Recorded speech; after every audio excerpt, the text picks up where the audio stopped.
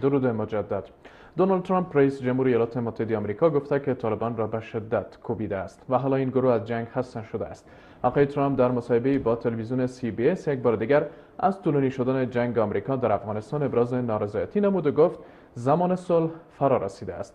ببینیم که طالبان چه میکنند. آنان صلح میخواهند، آنان خستند، همه خستند. این جنگ بی پایان باید در مقطعی متوقف شود.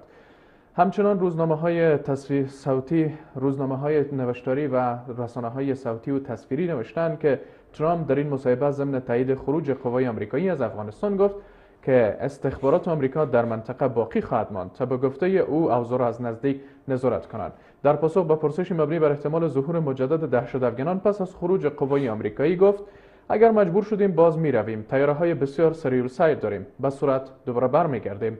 عمده‌ترین شکایت رئیس جمهور آمریکا از جنگ در افغانستان مصارف اقتصادی آن است. آقای ترامپ گفت در 5 سال گذشته سالانه نزدیک به 50 میلیارد دلار صرف مأموریت نظامی ایالات متحده تنها در افغانستان شده است. رئیس جمهور آمریکا پیشتر از مذاکرات با نمایندگان طالبان ابراز خوشبینی کرده بود. در پیوند به این موضوع استاد محمد نور رئیس اجرایی حزب جمعیت اسلامی افغانستان تاکید می‌کند که نشست مسکو همشمول و بین الافغانی بوده و وی در این نشست راه حل‌های معقولی را برای آوردن صلح پایدار که به منافع مردم تمام شود پیشنهاد خواهد کرد. آقای نور تایید کرده که او و جمعی از رهبران و بزرگان کشور در نشست مسکو شرکت خواهند کرد. آقای نور در صفحه فیسبوک خود نوشته به زودی با جمعی از رهبران و بزرگان کشور در نشست مسکو شرکت خواهیم کرد. این نشست را تلاشی در راستای مذاکرات همشمول بین الافغانی دانسته و در آن ضمن حمایت و دفاع از منافع ملی و ارزش‌های ملی در تقویت صلح پایدار تاکید و تلاش خواهیم کرد. در این مورد و اظهارات جدید آقای ترامپ و همچنین آقای عطا محمد نور بیشتر بحث می‌کنیم با جناب محترم آقای جمال ناصر اصولی آگاه سیاسی. بسیار زیاد خوش آمدین آقای اصولی. آقای اصولی، واقعا بنابر گفته دونالد ترامپ گروه طالبان واقعا از جنگ خسته شدند و در کل صلح می‌خواهند و یا خیر؟ لو بخون که خدای په نامه خبره داسې ده چې که طالبان د جنگ څخه ستړي شوي وای دوی به په افغانستان کې د خپل حاکمیت خاوره کمه کړې وای یا هغه نفوذ چې دوی د افغانستان په ولسوالیو او په جغرافیه یې لري هغه به کم شي. برعکس ده، طالبان پیاوړي شوي دي. د هغې په مقابل کې د امریکا وضعیت خراب شوی دی. امریکایان کله چې افغانستان ته راتلل د هغه وخت د روسیې د ولسمشر خبره مې اوس هم په یاد دی چې ورته وویل چې که چیرې افغانستان ته راځئ نو زموږ تاریخ وګورئ دلته چې زموږ تاریخ څنګه دی. دوی سره د پوهې دلته راغلل. نه یوازې دا چې طالبان یې دلته وځپل بلکې طالبان پیاوړي شول. کله چې امریکایان دلته راتلل په ټوله کې د طالبانو رژیم او طالبان تبعید کړای شول. د طالب په نوم نور څه نه وو.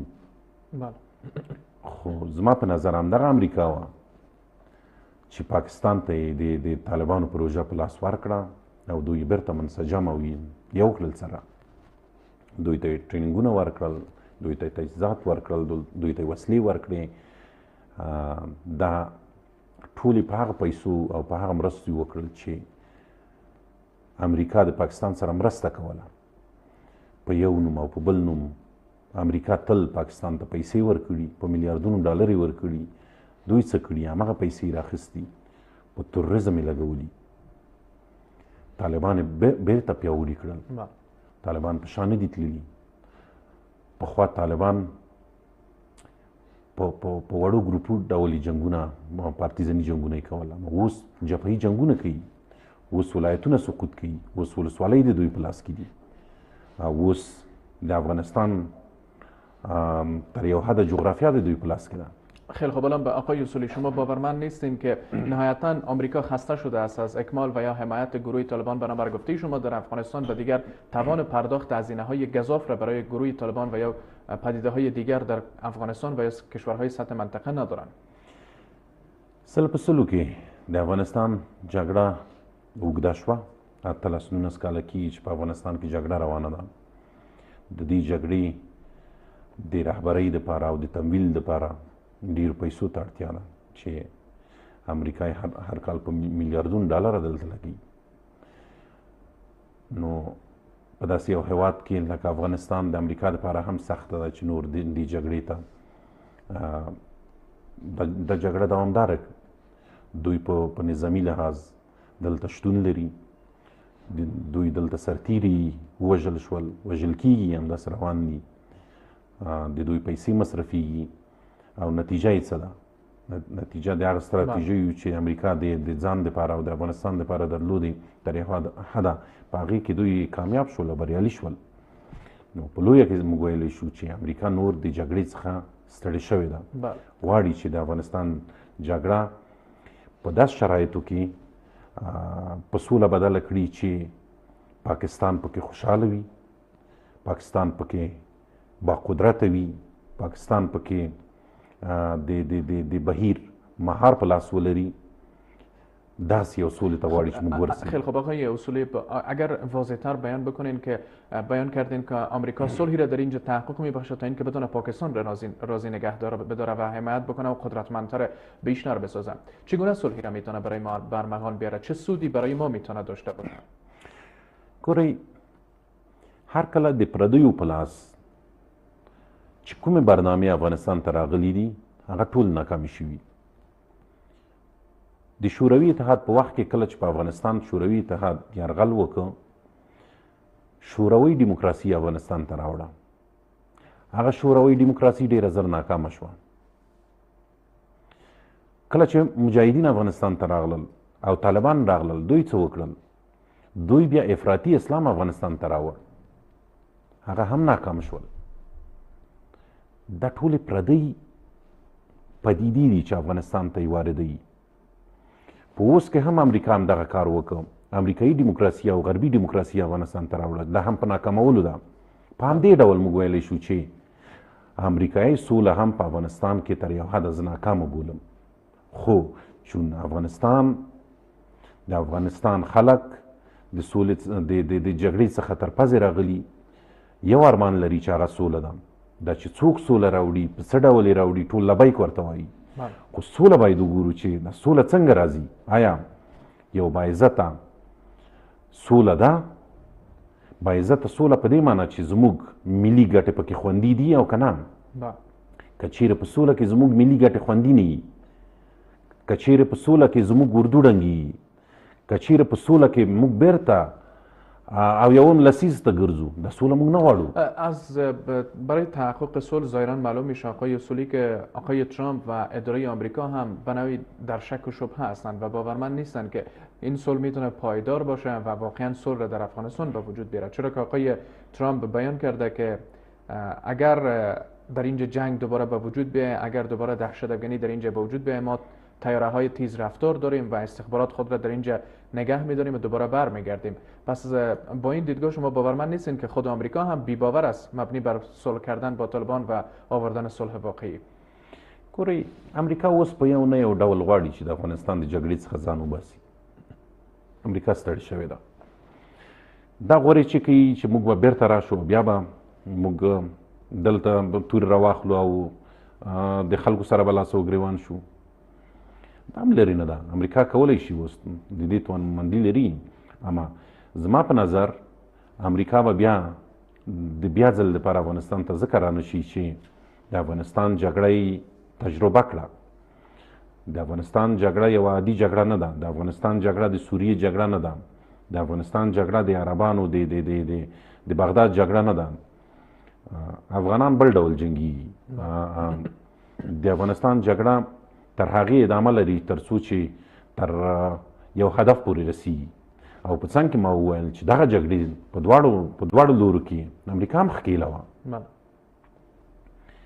همغه خبره وه چې پاکستان ته پیسې ورکولې، هلته امریکا لیده چې همدغه پیسې په ترورستانو راته لګوي، دوی تجهیزوي، دوی ته وسلې اخلي او افغانستان ته یې رالیږي. نو په لویه کې د ویالې دواړه غاړو ته څوک و؟ امریکا وه.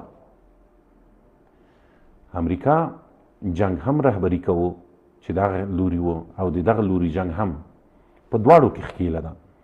که ښکېله نه وي نو موږ ویلی شو چې پاکستان ولې صادقانه فشار نه راوړي؟ دوی خو ویني چې د پاکستان د قلمرو په خاوره کې د تروریستانو ځالې دي، اډې دي، خلک یې ویني، هلته دوی جلب و جذب کوي، ټریننګونه ګوري، دوی ته وسلې ورکول کیږي، د دوی تداوی طبي مسائل هملته کیږي. نو ولې؟ خیلی خوب. آقای اصولی، حالا برمیگردیم در رابطه با صحبت‌های آقای عطا محمد نور و همچنین آقای اتمر صحبت می‌کنیم که اینا بیان کردن که ما در نشست مسکو حضور پیدا می‌کنیم و کوشش می‌کنیم که این نشست بین الافغانی باشه، اما در اینجا می‌دونیم که حکومت و نماینده‌های حکومت افغانستان و یا شورای صلح افغانستان حضور ندارن و آقای نور بیان کرده که در این نشست راه حل‌های معقولی را برای آوردن صلح پایدار در کشور پیشنهاد خواهد کرد. در ابتدا این نشست مسکو را بدون حضور حکومت افغانستان چگونه ارزیابی می‌کنین و حضور چهره‌های مانند آقای عطا محمد نور و اتمر و کرزی و چهره‌های دیگر را در این نشست چگونه ارزیابی می‌کنین؟ ګورئ، په لویه کې که ووایو د جګړې درې لوري دي یا څلور لوري.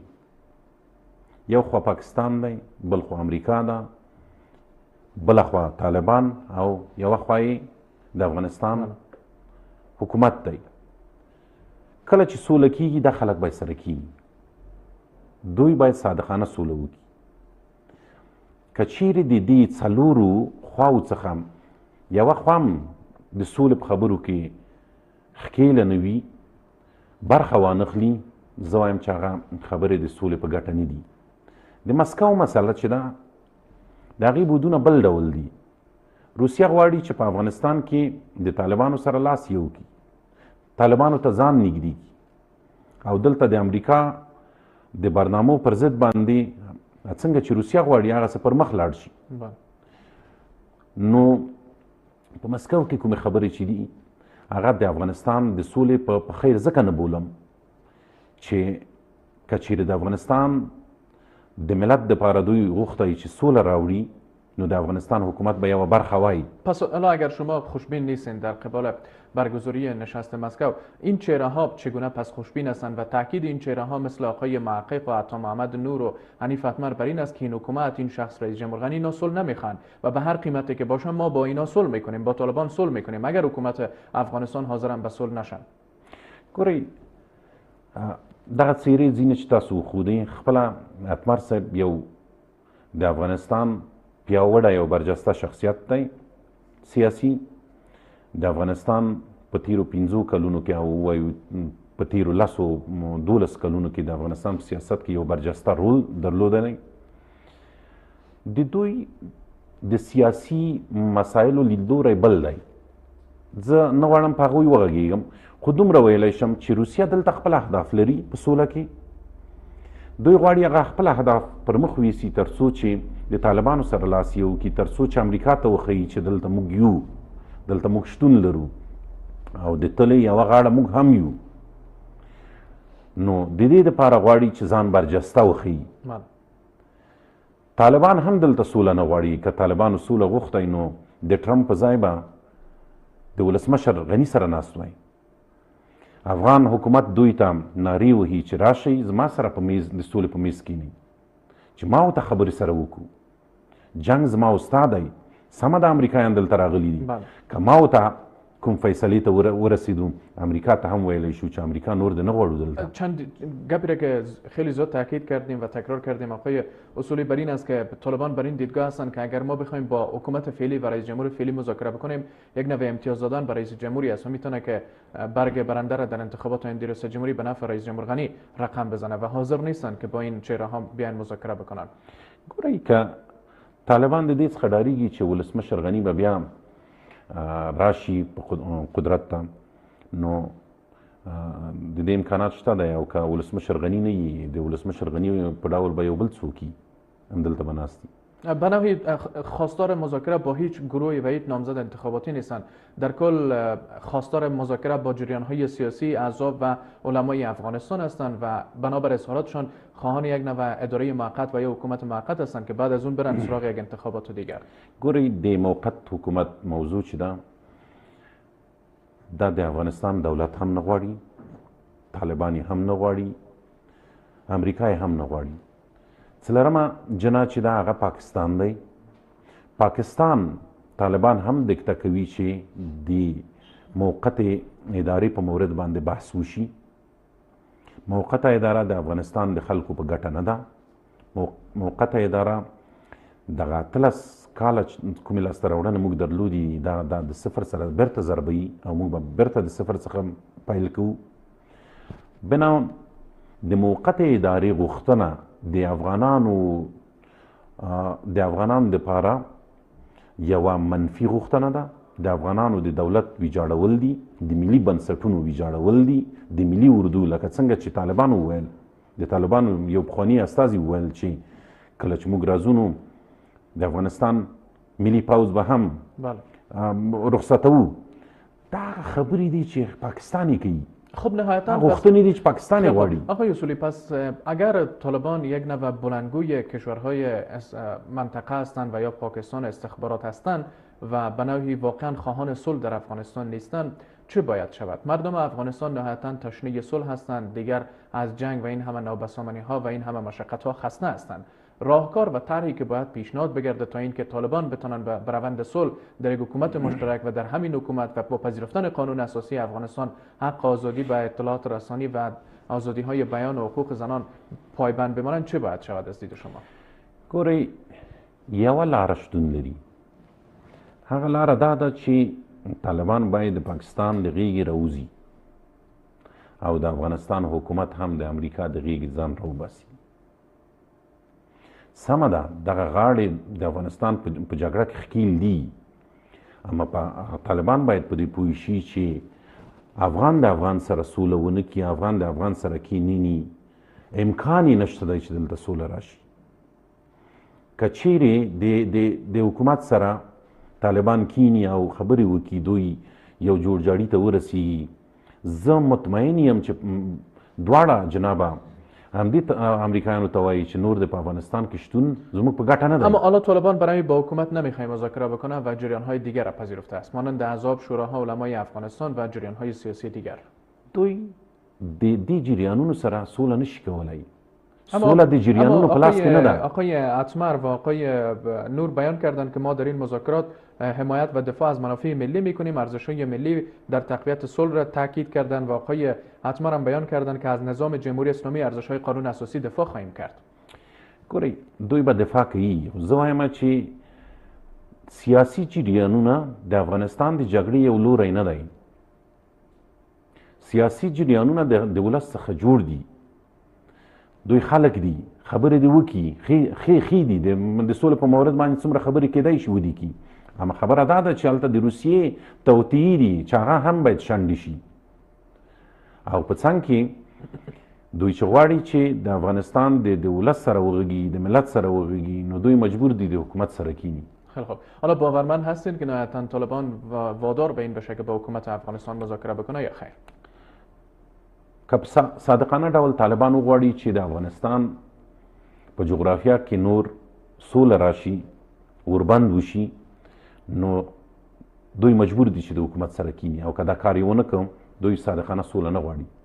دا هم ویلی شو چې دا هم د پاکستان همغه دسیسې دي، همغه ایلې دي چې د افغانانو د تیریستلو لپاره، د افغانانو د جنګولو لپاره په لاره اچولي دي. لکه پخوا چې کول، کله به چې د سولې خبرې پر مخ لاړې، پاکستان به موږ ته ځانمرګي راولېږل او موږ ته به یې موټر بمونه راولېږل. دلته به یې د سولې خبرې پر مخ به وي او اخوا به یې موټر بمونه رالېږل، اخوا به یې ځانمرګي رالېږل.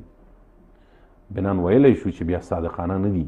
طالبان که صادقانه وغواړي چې په افغانستان کې سوله راشي، دوی باید کینی د افغانستان حکومت سره. حالا اگر فرض بکنیم که طالبان متقاعد به این بشن که بیاین با حکومت افغانستان مذاکره بکنن و گفتگوی رو در رو آغاز بکنن و نهایتا منتج به صلح در کشور بگرده و طالبان بیاین و صلح بکنن، تبعات پس از صلح را آقای اصولی بیاین ارزیابی بکنن که چه خواهد بود؟ با شناختی که شما از گروه طالبان دارین در دوره حاکمیتشان که به نوعی حق و حقوق آزادی های زنان را سلب کرده بودن و مورد قبولشان نبود، آزادی های بیان، آزادی اطلاع رسانی و همچنین دستاوردهای چندین ساله‌ای را که ما توانستیم در چند سال داشته باشیم، این نگرانی هایی است که برای مردم افغانستان خواهند داشت. طالبان با آمدنشان این بار چگونه چهره‌ای را میتونن اتخاذ بکنن؟ ګورئ، په اول کې باید د افغانستان د صلح په مورد ملل متحد او د امریکا او یا هم بل پیاوړي هیواد لکه چین دوی د سولې پروسه او د افغانستان سوله تضمین کی. تر هغې چې د افغانستان د سولې په مورد باندې کوم تضمین موجود نه وي، په هیڅ صورت د افغانان نشي کولی چې دغه سوله کامیابه کړي. موږ تاسو تیر تجربې ولیدې، کله چې د ډاکټر صاحب شهید حکومت په وخت کې ډاکټر صاحب دوی ته چیغه او نارې وهلې چې راشي زه تاسو ته حکومت درکړم. مجاهدینو څه وکړل؟ پوره حکومت یې وانخیسته، راغلل د افغانستان ټول بنسټونه یې ویران کړل، ړنګ یې کړل. همداسې بیا هم کیدونکې ده تر څو چې ضمانت موجود نه وي. همین نگرانی رئیس جمهور دارن، بیان کردن که به سازمان ملل ضمانت داده شد و سازمان ملل تضمین کرد و دوباره هم سازمان ملل را هم حکومت آقای نجیب را گروه طالبان فریب داد و دیدین که چه حالتی به سر سرنوشت مردم افغانستان حکومت آقای نجیب آمد. همین نگرانی رئیس جمهور غنی به نوعی داره آقای اصولي. بله همدا خبره ده. زه هم دا وایم چې داس تضمین بایدي، نه لکه هغه تجربه چې موږ لرله. دلته باید دغه تضمین قوي، دلته باید صادقانه وي او دا تضمین کړی شي.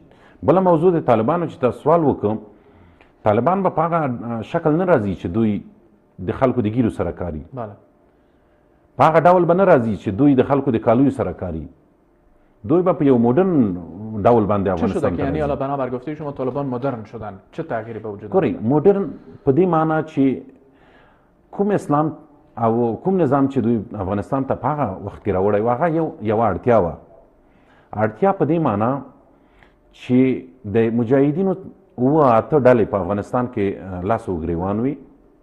اړتیا دې ته وه چې یو څوک را پیدا شي، داسې فرښته را پیدا شي. په هغه وخت کې طالبان د افغانستان د جګړې د مهار دپاره یوه فرښته وه چې راغله، یو افراطي اسلام یې راوست، رای وړ. په کلي او کوڅو کې جګړه وه، اړتیا وه همغه چې راشي. مګر هغه افراطي اسلام مخکې مو ویل چې ناکام شو. علت څه و؟ ناکام په دې شو چې د اسلام د مقدس دین هغه اصلي مخ چې دی هغه نه و. یعنې په اوس کې هم کیدای شي چې دوی هغه اسلام چې په کار ده او چې موږ مسلمانان یې منو او چې قرآن کې لیکل شوي چې شریعت دی، هغه خود ټول منی، ټول مسلمانی. خیلی ممنون. بسیار تشکر آقای جمال ناصر اصولی، آگاهی سیاسی. ممنون که دعوت ما را پذیرفتین. سلامت. و تشکر از شما بیننده گرانقدرم که حضور داشتین و بیننده برنامه سال بودین. ادامه برنامه ها را فراموش نکنید.